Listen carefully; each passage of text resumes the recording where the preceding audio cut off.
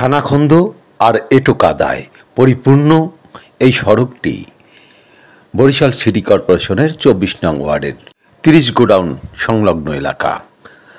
সাগরদীর ধান গবেষণা ইনস্টিটিউটের পিছনের অংশ। এ পথটিতেই রয়েছে বধ্যভূমি, মুক্তিযুদ্ধের স্মৃতিসৌধ বা আমাদের ঐতিহ্য, ইতিহাস ঐতিহ্যের অংশ।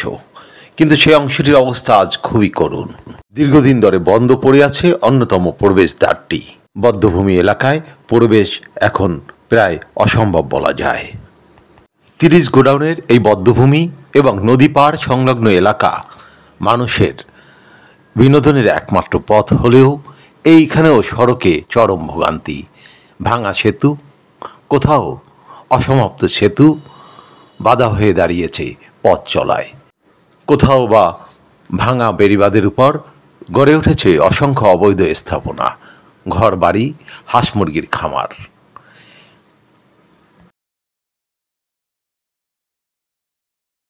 কোথাও ব্রিজ আছে, কিন্তু দুপাশে চলাচলের উপযোগী কোনো পথ নেই।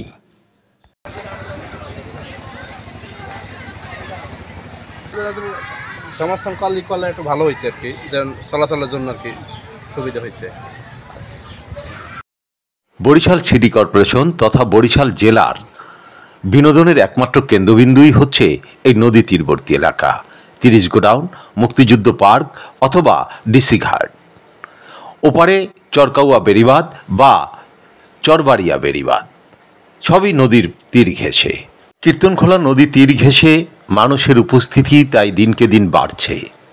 একে তো নদীর সৌন্দর্য, পাশে প্রাকৃতিক দৃশ্য।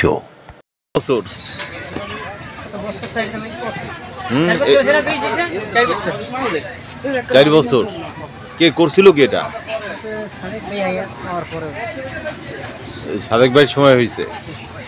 আর এপারে এলাকার নাম কি? এটা চানমারি এলাকা, ওইটা হচ্ছে স্টেডিয়াম। ওটা স্টেডিয়াম এলাকা, আর এটা চানমারি। ওয়ার্ড কি একই? না, দুইটা, 10 আর 11। ওইটা 11, এটা হলো 10। আচ্ছা আচ্ছা, ধন্যবাদ। শুধু বাণিজ্যিক সম্ভাবনা নয়, এই সড়ক ও ব্রিজের কাছে আটকে আছে বরিশালের পর্যটন সম্ভাবনাও। আরিফ আহমেদ, বরিশাল।